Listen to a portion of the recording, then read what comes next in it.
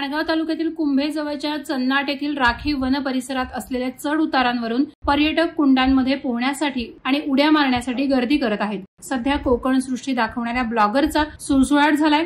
समाज माध्यमांवरून reel viral होत असल्याने स्वतःची पर्वा न करता पुन्हा एकदा हा प्रकार सुरू झालाय।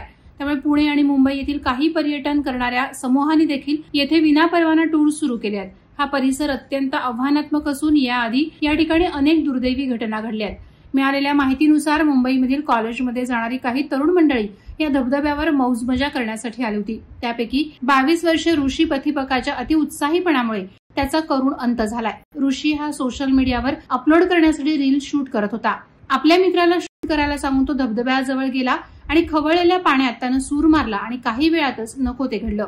पाण्याचा अंदाज न आल्याने ऋषी गटांगळा खाऊ लागला। काही वेळातच त्यानं तळ गाठला आणि तेथेच त्याचा करुण अंत झाला। दरम्यान मित्र व्हिडिओ रेकॉर्ड करत असल्यामुळे ही संपूर्ण घटना कॅमेऱ्यात कैद झाली। यानंतर तात्काळ रेस्क्यू पथकाला पाचारण करण्यात आलं।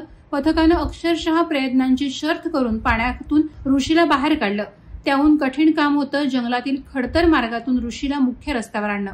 रेस्क्यू पथकानं प्रयत्नांची पराकाष्ठा करीत अखेर ऋषीला मुख्य रस्त्यावर आणलं आणि पुढील कारवाईसाठी माणगाव रुग्णालयात नेण्यात आलं। पुढील तपास माणगाव पोलीस करत आहेत। निसर्गरम्य अशा कुंभेजवळच्या चन्नाट परिसरात ब्लॉगर आणि पर्यटकांचं अतिउत्साही धाडस नित्यनेमाने सुरू आहे। निष्काळजीपणे वावर तसंच कुंडामध्ये उड्या मारणं अशा गोष्टी होताना दिसून येत आहेत।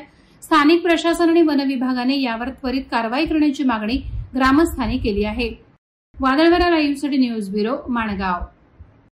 नवी मुंबई व रायगड जिल्ह्यातील ताज्या बातम्या आणि घडामोडींसाठी सबस्क्राईब करा वादळवारा लाईव्ह चॅनल आणि दाबा बेल आयकॉन।